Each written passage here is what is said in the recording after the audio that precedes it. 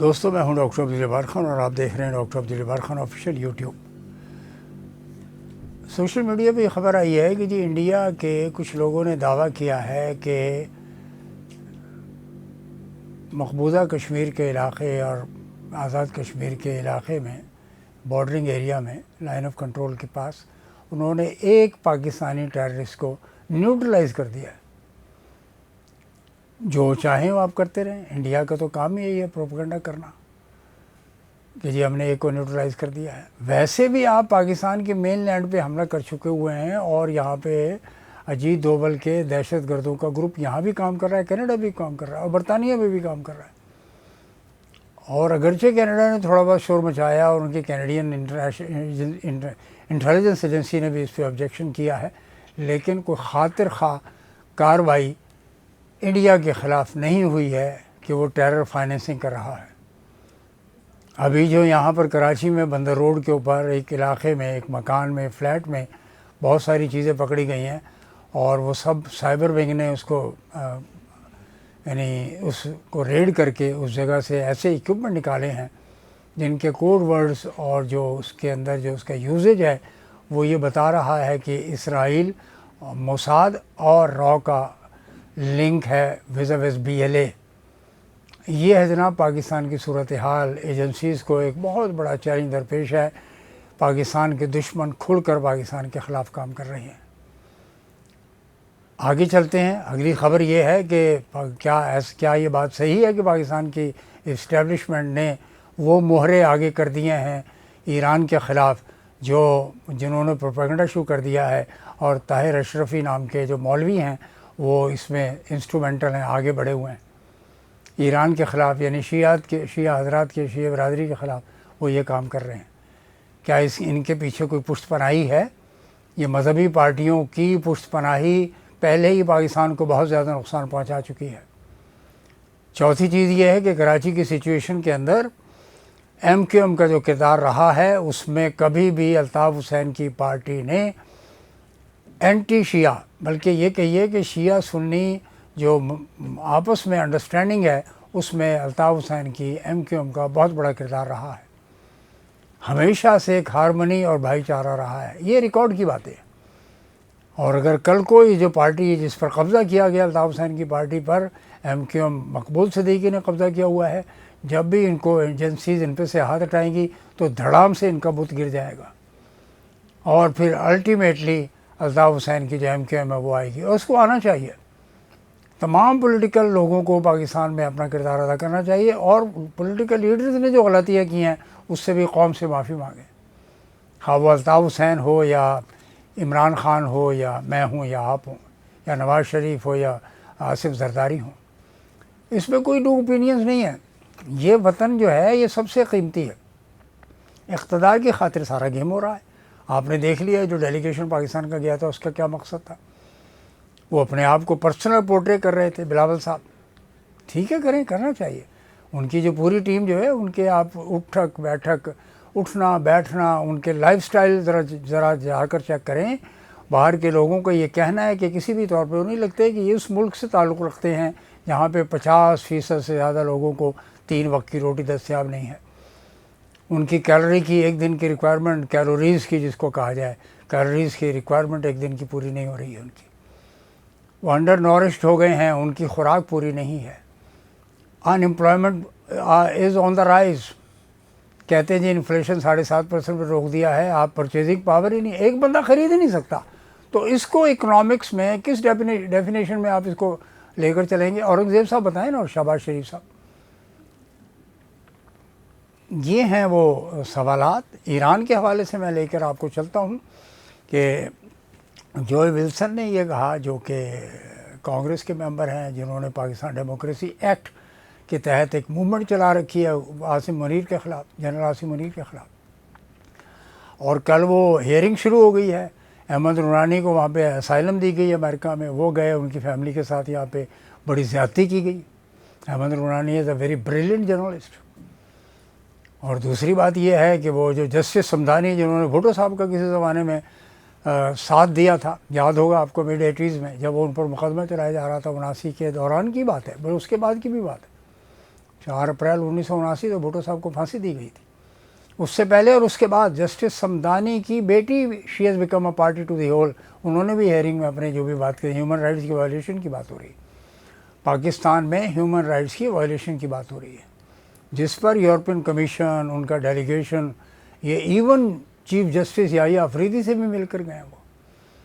وہ دیکھ رہے ہیں کہ پاکستان کے اندر کانسٹیٹیوشن جو ہے, constitution as such has been compromised to a level جہاں پہ کوئی افیکٹو گورننس نہیں ہے. دیکھیں گورننس کہاں سے ہوتی ہے, ایگزیکٹو یعنی ایک ادارہ ہے پاکستان کے ریاست کا, اس ایگزیکٹو کو آپ پولیٹیکلی یوز کر رہے ہیں. الیکشن کمیشن اس کی مثال موجود ہے آپ کو کہ جہاں سے ٹوٹل بنگلنگ, کرپشن, میسو ارریگولیٹریز, گراس ارریگولیٹریز, دھاندلی, ووٹ کو ہی کھا گئے. ووٹ کو عزت دیتے دیتے آپ نے ایسی عزت دی کہ اس کو جوتوں کے نیچے رون دیا. جوئے ولسن نے کہا ہے, جو ڈیموکریسی ایکٹ کے حوالے سے بات ہو رہی ہے, جو عمران خان کی کیمپین اور مہم چلا رہے تھے گرینل اور یہ مل کر, تو انہوں نے یہ کہا ہے کہ افسوس کی بات ہے کہ رشیا جو ہے اس کے جو نیشنل سیکورٹی کے جو وائس چیئرمین ہیں, انہوں نے کہا میریف کہ ہم ایران کو ایٹمی میزائل دیں گے, ایٹمی وار ہیڈ دینے کو تیار تھے, کہ پھر امریکہ میں ہلچل مچ گئی اور اسرائیل میں بھی ہلچل مچی, اور انہوں نے کہا او ہو جنگ بند کر دو یار, کہیں ایسا نہ ہو کہ واقعی مار دیں. کیونکہ ایران نے کام شروع کر دیا تھا, عرب کنٹریز کے خلاف حملے نہیں تھے یہ, وہاں جو امریکہ کے جو ساتھی بنے بیٹھے ہیں ان پر حملے کیے تھے, ان کے بیسس پر. یہ کہنا بالکل غلط ہے. پاکستان کے ایک اندر لابی کام کرتی ہے, حکومت میں بھی موجود ہے, اسٹیبلشمنٹ بھی موجود ہے, اور عوام میں بھی موجود اس کو رکھا ہوا ہے, مولویوں میں موجود رکھا ہوا ہے, مذہبی پارٹیوں میں جو ایران کے خلاف بیان بازی کرتے ہیں. مولوی اشرفی جو ہے وہ اس کو لیڈ کرتا ہے, کیونکہ he looks as if he is on the pay of Saudi Arabia. ہمارے یہاں ایسے ہیں مولوی جو مختلف ملکوں کے لیے کام کرتے ہیں. عرب کنٹریز کے اندر اس نے حملہ نہیں کیا ایران نے اگر آپ جینون اور امپارشل اسیسمنٹ کرتے ہیں تو وہ امریکہ کے بیسس پر ایکسکلوسیولی کیا ہے. کوئی قطر کے دوحہ کے بازار میں انہوں نے یا دوحہ کے بیس پر حملہ نہیں کیا. دوحہ میں جو امریکن بیس ہے اس پہ حملہ کیا گیا, اور قطر کے امیر کے گھر پر حملہ نہیں کیا گیا. سعودی عربیہ کے بادشاہ MBS کے گھر پر حملہ نہیں کیا گیا. آرامکو کو نہیں اڑایا انہوں نے. عراق میں بھی یہی صورتحال ہے. سیریا میں آپ نے داعش کی حکومت بنوا ڈالی ہے. تو پاکستان کو بہت ہی کریٹیکل سچویشن سے گزرنا ہے, اور میں سمجھتا ہوں کہ پاکستان کی لیڈرشپ جو ہے وہ فی الحال اس قابل نظر نہیں آتی ہے. وہ ایک ڈرپوک قیادت ہے پاکستان کی, جو ہے ایک ڈرپوک قیادت ہے, اور اس نے ثابت کیا ہے کہ ہم انڈیا کے سامنے نہیں ٹھہر سکتے تو ایران جیسے کنٹری. اور پھر پاکستان نہیں چاہتا کہ ایران نیوکلیئر بن جائے. رشیا کہتا ہے ہم بنا کے دیں گے, نارتھ کوریا کہتا ہے ہم بنا کے دیں گے, چائنا بھی اس کو سپورٹ کرے گا. ایسی کوئی بات نہیں ہے. ایران کے نیوکلیئر پروگرام کے لیے کوئی نہیں اس کو روک سکتا. رشیا جیسی سپر پاور ان کے ساتھ, اور انہوں نے کہا یہ ریکارڈ کی باتیں جو مسلسل ٹویٹر پہ بھی موجود ہیں, نیٹ پہ بھری پڑی ہیں ان کی ساری پوسٹیں اور پروگرامز بھرے ہوئے ہیں. یوٹیوب پر چلے جائیے آپ کو سب کچھ نظر آ جائے گا, ایکس پر چلے جائیے آپ کو سب کچھ نظر آ جائے گا, خود کانگریس کے ریکارڈ میں چلے جائیے کہ وہ کیا کہہ رہے ہیں. خود CNN اور اسکائی نیوز انہوں نے کیا کہا ہے یہ سوچیں. وہ کہتا ہے پریزیڈنٹ ٹرمپ نے کہا کہ نو یہ فیک نیوز چلا رہے ہیں CNN وغیرہ ہمارے خلاف. کچھ بھی نہیں بچا وہاں پر, سب کچھ ہم نے برباد کر دیا. ایسے B-2 بامبر سے 30,000 پاؤنڈ تک وزنی ہم نے بم گرا دیے ہیں ایران کے نیوکلیئر انسٹالیشنز پر. جبکہ نیوکلیئر انسٹالیشنز کے حوالے سے دنیا جانتی ہے کہ وہاں کوئی ریڈیشن نہیں نکلی, اور وہ وہاں سے نکل چکا ہے. سامان شفٹ کر لیا تھا انہوں نے, سینٹریفیوجز شفٹ کر لیے تھے. تو ladies and gentleman, this is a very precarious, very critical juncture of the history we are passing through.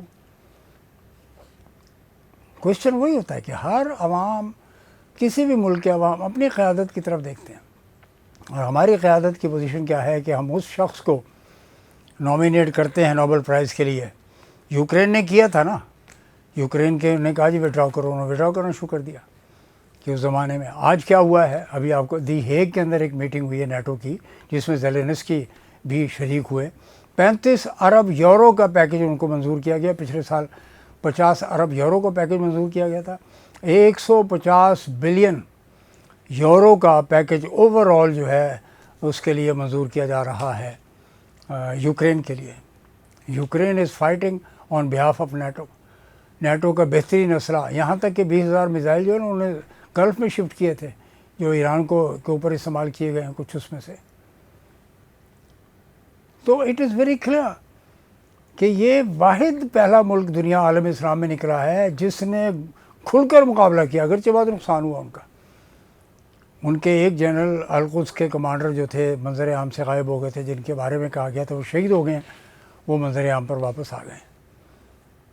وہ قاسم سلیمانی جن کو شہید کیا گیا تھا عراق میں، وہ نہیں، دوسرے جو القدس کے کمانڈر ہیں موجود ہیں جن کے بارے میں کہا گیا تھا کہ ان کو اسرائیل نے شہید کر دیا میزائل مار کر. تو یہ وہ سچویشن ہے ناظرین جو کسی بھی طور پر پاکستان جیسے ملک کے لیے، اور پاکستان کو تو ویسے بھی ازلی دشمن موجود ہے مشرق میں، اور وہ تیاری کر رہا ہے. وہ کہتا ہے یہ پاز ہے، یہ سندور آپریشن کا پاز ہے، یعنی ہم نے جنگ روکی ہوئی ہے، جب جی چاہے گا ہم پاکستان کو تہس نہس کر دیں گے. کیا پاکستان اس کے لیے تیار ہے؟ پاکستان آج بھی ان کی جو ایجنسیز ہیں، جو آپ کے اسٹیٹ اپریٹس ہے، نیشنل سیکورٹی کے جو ادارے ہیں، وہ یہ سمجھتے ہیں کہ ہمیں امریکہ اور یہ دوبارہ بچائیں گے، سعودی عربیہ وغیرہ. پہلے نہیں بچایا، آپ نے اپنی لڑائی خود لڑنی تھی. اور بقول این ڈی ٹی وی کے اوپر جو پوری کی پوری رپورٹ پڑی ہوئی ہے جس میں اسحاق ڈار نے کہا نہیں جی ہم نے ریکویسٹ کی تھی ڈونلڈ ٹرمپ سے اور امریکہ سے، مارکو روبیو سے بات کی تھی کہ جی بچائیں، جی بچائیں، ہمیں انڈیا سے بچائیں. یہ ریکارڈڈ فیکٹ ہے، you can not, one can not deny, کوئی ریبٹل نہیں ہے اس کا. یہ فیکٹ ہے، ہمیں ماننا پڑے گا کہ ہماری اپنی لمیٹیشنز ہیں. مین لینڈ پر حملہ ہوا اور ہم اس کا جواب نہیں دے سکے انڈیا کا. ہم نے دہلی تک سے کنفرم کرنے کی کوشش کی کہ جی آئے تھے ڈرون وہاں پر، کوئی نہیں آیا ڈرون. جبکہ اسرائیلی ڈرون آپ نے دیکھا کہ آپ نے بھی یعنی گن شاٹ سے مارا گیا تاکہ ہمارا وہ جو آپریشن ہمارا جو تھا ایئر ڈیفنس کا اس کو کلوز رکھنا تھا. اس کا مقصد یہی تھا کہ اس کو یعنی اس کو یوز کرنے کے لیے، آپریشنل کرنے کے لیے میزائل کو اگر ایکٹیویٹ کرتے ہیں اس کو تو پھر وہ دوسرا میزائل آ کے ہٹ کرتا آپ کے سسٹم کو. تو ویری وائزلی پاکستان کی فورسز نے ایئر ڈیفنس سسٹم کو بچایا. لیکن یہ کوئی حل نہیں تھا کہ ان کے ڈرون آئیں اور بندے پاکستانی بندے اس کو گن سے ماریں. بیلوڑی میں ایسا ہوا کہ آ گیا اس کو جی بندے نے گن شاٹ سے مار دیا. تو یہ وہ سوالات ہیں کہ آپ کو ریوزٹ کرنا ہوگا پاکستان کے اوور آل سیکورٹی اپریٹس کو. اور ابھی 4 روز پہلے میں نے عرض کی تھی کہ what you need to have is کہ around 50,000 numbers of different missiles یہ آپ کو اپنے اسٹاک میں، اپنے اسٹور میں رکھنے ہوں گے. اور ایران نے اپنا انڈر گراؤنڈ ایسا سسٹم بنایا جس کے تحت انہوں نے بچا کے اس کی اطلاع بھی نہیں ہونے دی، سیکرٹ رکھا اس کو. جیسے کہ انہوں نے نیوکلیئر کی نئی انسٹالیشن اصفہان، نٹانز اور فردو کے تینوں انسٹالیشن جس پر بمبارڈمنٹ ہوئی، اس کے علاوہ انہوں نے نئی جگہ پر اپنا سامان رکھا، اپنے ایکوپمنٹ رکھے، اپنی ریسرچ کا کام جاری رکھا. This is other than the Russian plant that is being developed through the scientist of and engineers of Soviet Russia. جس کے لیے رشیا نے کہا کہ ہم کچھ بھی کر سکتے ہیں اور ہم اس کو پروٹیکٹ کریں گے، اور اس نے وارن بھی کیا کہ ہم نیوکلیر ہتھیار دیں گے. تو جناب دس از اے ویری اگر پاکستان کے اندر بھی کوئی امریکن بیس ہوتا اور ان کو ایران کو پتہ ہوتا تو اس نے میزائل مارنا تھا. پھر پاکستان کے لوگ اس بات پر شور کرتے کہ نہیں جی وہ ایران نے حملہ کر دیا. ایران حملہ نہیں کر رہا پاکستان پہ، نہ اس نے بحرین پہ کیا، نہ اس نے قطر پر کیا، نہ اس نے عراق پر کیا، نہ اس نے سیریا پر کیا. اس نے کیا ان کے بیسز پر جو امریکہ کے آپ نے انسٹال کیے ہوئے امریکن بیسز آپ نے بنائے ہوئے ہیں وہاں پر. کس لیے بنائے ہوئے ہیں؟ آپ کی اپنی فوجیں ہونی چاہیے اپنے ملک کو پروٹیکٹ کرنے کے لیے، نہ کہ آپ امریکن بیسز یا جرمن بیسز یا اسرائیلی بیسز جو ہے نا کل کو اسرائیل کے بیسز بھی بنا ڈالیں آپ. بڑا اچھا رہے گا عالم اسلام کے لیے جو غزہ میں مسلسل مسلمانوں کو مار رہا ہے. کسی ایک حاکم عالم اسلام کے کسی ایک حاکم نے اسرائیل کے ہاتھ روکے؟ کیا انہوں نے ٹرمپ سے کہا کہ جو آپ سیز فائر کرا رہے ہیں اس پر، یہ تو ایران نے حملہ کیا نا اسرائیل پر، آپ نے کیا کیا؟ وہ مسلسل اس لیے کہ غزہ کے پاس، فلسطین کے پاس نہ کوئی فوج ہے اور نہ کوئی سسٹم ہے، نہ کوئی اکوپمنٹ ہے. لے دے کے حماس، حزب اللہ وغیرہ یہی 2-3 پارٹیاں ہیں جو کہ کوشش کرتے ہیں رجسٹ، آج بھی انہوں نے کیا ریزسٹنس. تو میوچل لیونگ کے لیے، پیسفل لیونگ کے لیے it is a mandatory on the part of every country کہ وہ پیسفل انداز میں رہیں، میوچل رسپیکٹ کریں اور جیو اور جینے دو کی پالیسی اختیار کریں. بہت بہت شکریہ ناظرین. ڈاکٹر عبدالجبار خان آفیشیل سے مجھے اجازت دیجیے. اس کو سبسکرائب کیجیے، میں آپ کو ریمائنڈ کر رہا ہوں، عرض کر رہا ہوں. اس کو سبسکرائب کیجیے، پروموٹ کیجیے، شیئر کیجیے، کمنٹ کیجیے، بیل آئیکن کو پریس کیجیے، کلک کیجیے. بہت بہت شکریہ. Stay blessed.